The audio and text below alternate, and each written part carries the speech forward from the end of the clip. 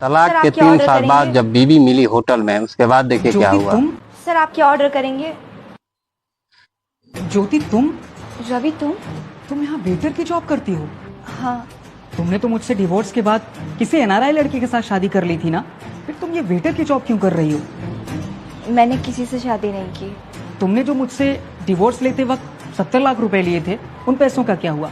उन पैसों से तो तुम आराम से बैठकर खा सकती थी ना, फिर ये वेटर की नौकरी क्यों? नहीं बचा कुछ भी, सब बर्बाद हो गया। क्या कुछ नहीं बचा? तुम्हें पता भी है 3 साल पहले जब तुमने मुझसे डिवोर्स लिया और 70 लाख रुपए लिए तो तुमने मेरे परिवार को कितना परेशान किया था। मेरी माँ रोज रोती थी। अरे हमने अपना मकान गिरवी रखकर तुम्हें वो पैसे दिए थे जिसका लोन मैं आज भी चुका रहा हूँ, और तुम कह रहे हो कि तुम्हारे पास कुछ भी नहीं बचा। नहीं, सब बर्बाद। मैं ये नहीं मान सकता। मैं सच बताऊं रवि, मैं तुमसे प्यार करती थी और तभी मैंने तुमसे लव मैरिज की थी। पर मेरे घर वाले हमेशा तुम्हारे खिलाफ मेरे कान भरते रहते थे। वो हमेशा बोलते थे कि वो मेरी किसी बहुत अमीर और बहुत हैंडसम लड़के से शादी कराएंगे जो मुझे रानी की तरह रखेगा। मेरा भाई भी हमेशा तुम्हारे खिलाफ बोलता था कि तुम हमेशा एक लूजर रहोगे लाइफ में। तो क्या सच में मैं एक लूजर हूँ? नहीं, बिल्कुल नहीं। मैं उनकी बातों में आ गई थी रवि, और फिर जैसा मेरे घर वाले कहते गए मैं वैसा करती गई।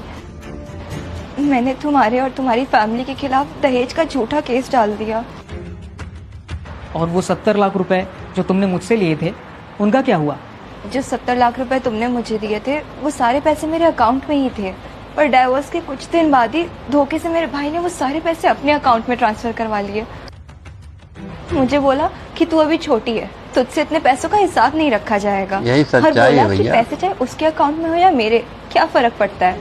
फिर मेरे भाई ने उन पैसों से अपने नाम से घर खरीद लिया और मुझे दर दर ठोकर खाने के लिए छोड़ दिया, और फिर मैंने अपने परिवार से रिश्ता ही तोड़ लिया। पर तुमने शादी क्यों नहीं की अभी तक किसी से?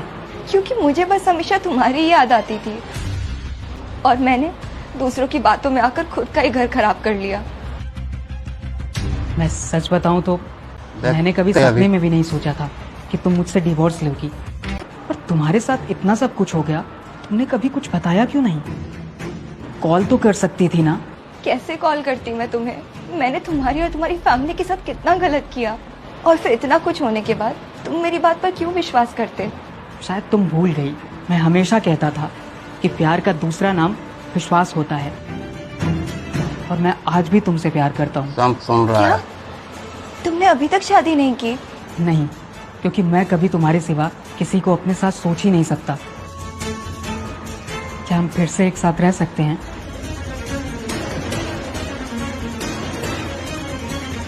सर आप? बेटी ज्यादा सोचने की जरूरत नहीं है।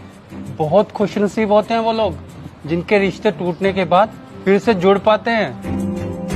मेरी एक बात हमेशा याद रखना, कभी भी तुम दोनों के बीच में ना किसी तीसरे को मत आने देना, चाहे घर वाले या बाहर वाले कुछ मौका भी मिला बोलें। अभी। और हमेशा अकेले में साथ बैठकर एक दूसरे के साथ अपनी प्रॉब्लम्स हमेशा डिस्कस करना, ताकि कभी भी बात बहुत अच्छी ना लगी पड़े। Ravi. Thank you so much sir. हाँ, मैं फिर से तुमसे शादी करूंगी।